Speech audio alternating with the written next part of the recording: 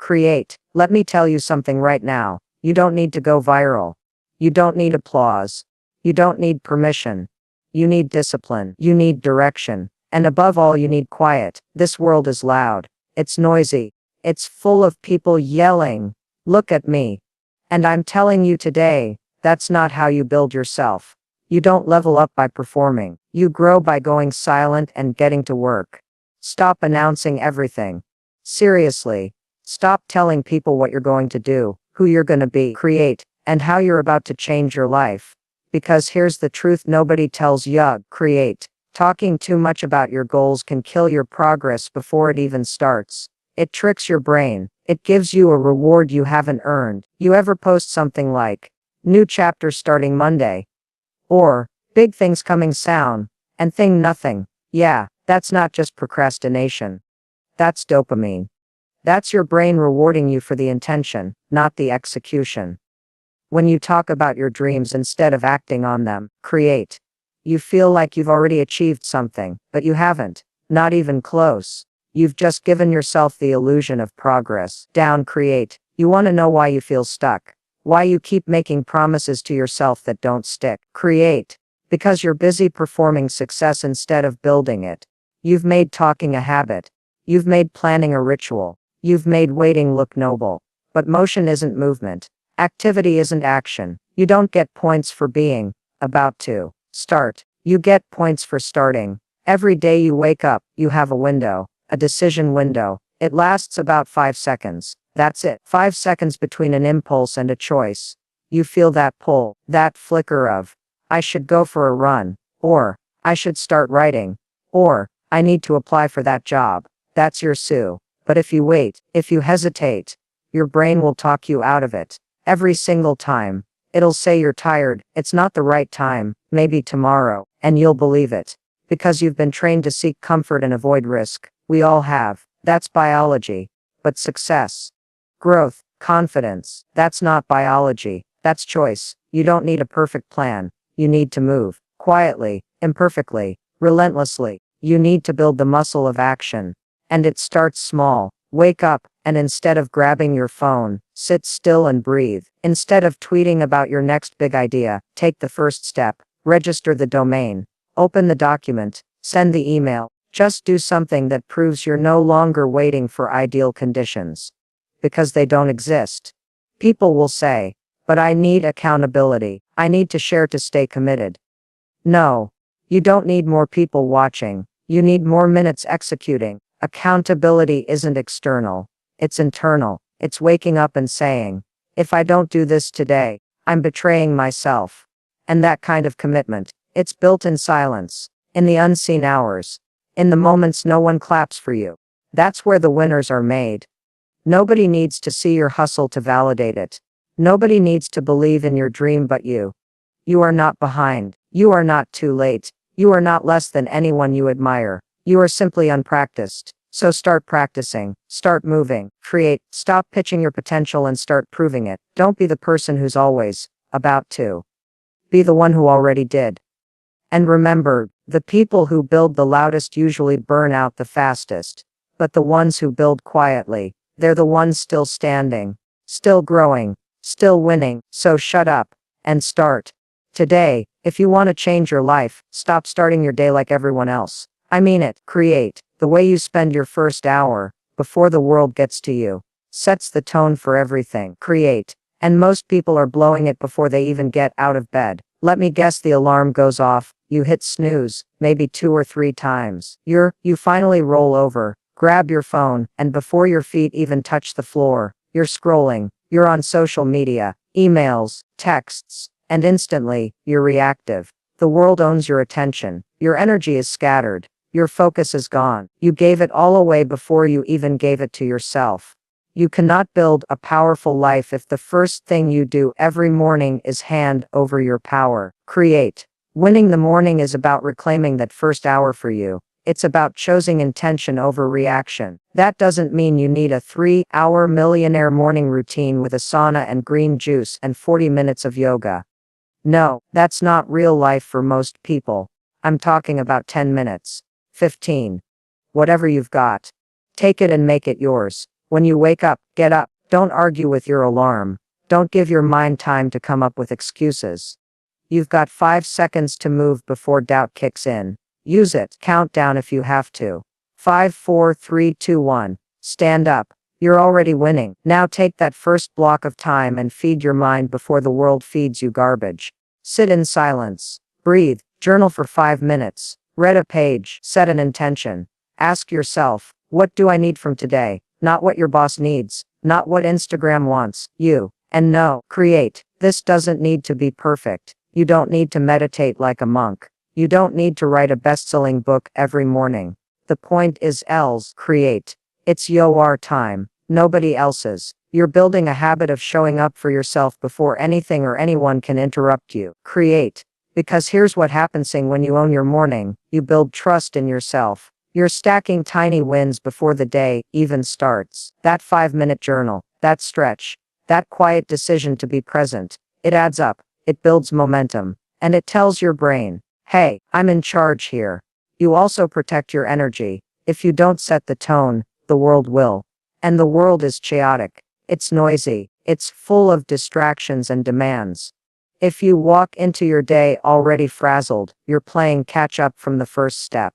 But when you start centered, calm, and clear, you lead. You decide how the day goes, not the other way around. People underestimate how powerful this is. They think it's small, but winning the morning is not small. It's strategic. It's how you prime your mind for focus, discipline, and creativity. It's where confidence begins. It's how you remind yourself, day after day, I matter.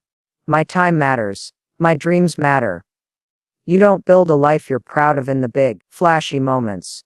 You build it in the quiet choices, the small disciplines, the early hours no one sees. You build it when nobody's clapping, create, and no one's watching. So stop saying you don't have time. You do. It's just getting stolen by habits that don't serve you, by screens that distract you, by routines that drain you. Take it back. Get serious. Get still. Get selfish with your first hour. Create. Because if you win the morning, you don't just change your day.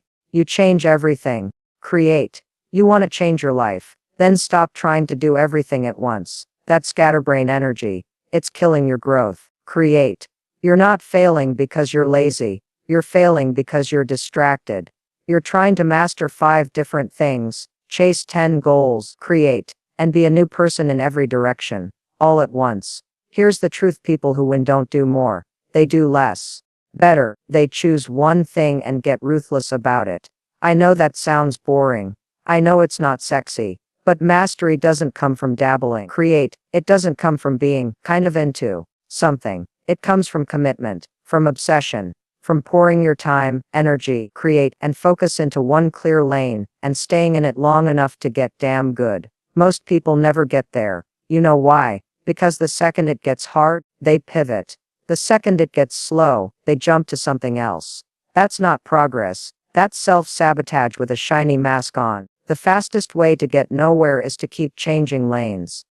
If you're serious about building something, your career, your confidence, your health, create your skills, then you need to stop spreading yourself thin. Pick your one thing, that thing you keep thinking about, the thing that keeps coming back, no matter how many times you try to bury it under other goals. You already know what it is. Now double down on it. Study it. Practice it. Prioritize it. Build your day around it. And, when the urge to quit or jump to something easier shows up, because it will, you remind yourself that mastery lives in repetition, not reinvention. Create. And yes, it will get boring sometimes. Repetition isn't exciting. It's not thrilling. It doesn't make great content for your Instagram story. But you know what it does do? It builds habits. It builds skill. It builds confidence that comes from actually doing the work. Over and over. Until it becomes second nature. Here's the thing. When you focus on one thing, everything else gets clearer. You know what to say yes to.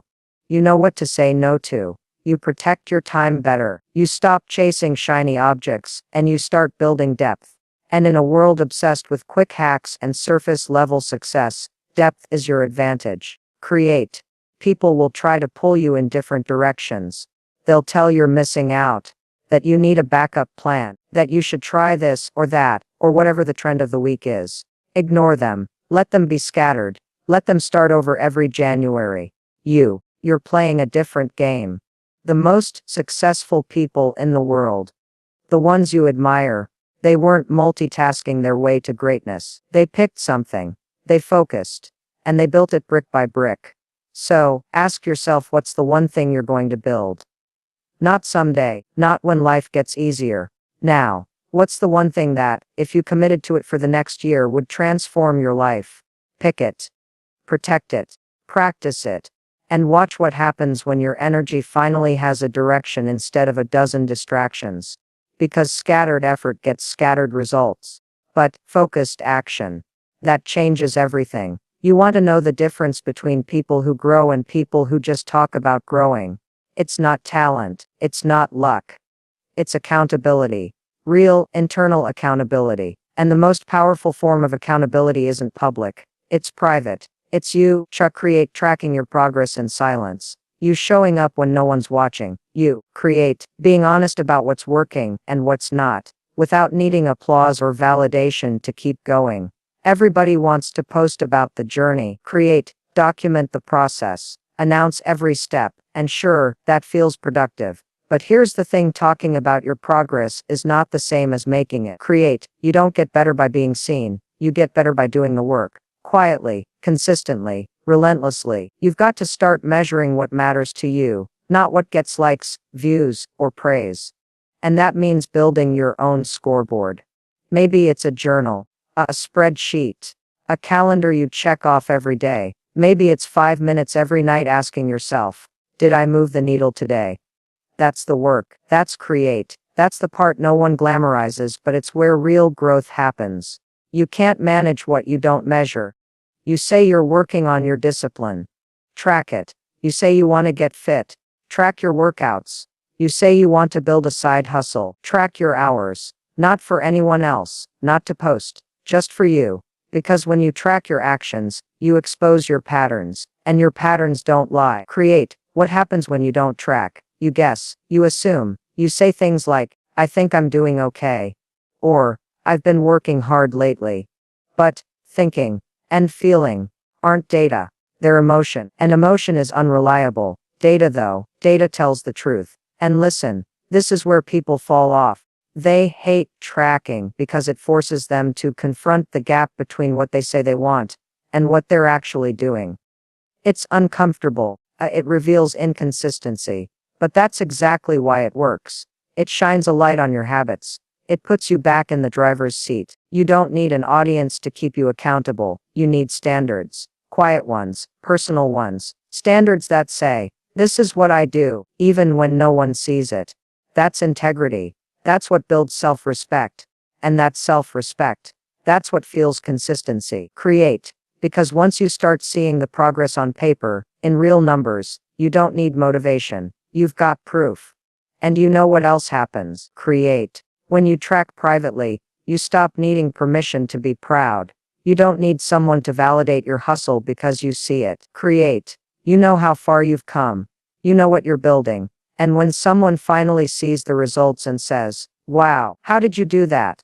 You can smile, knowing the truth, you did it in the dark. So stop performing and start recording. Build a system. Keep it simple.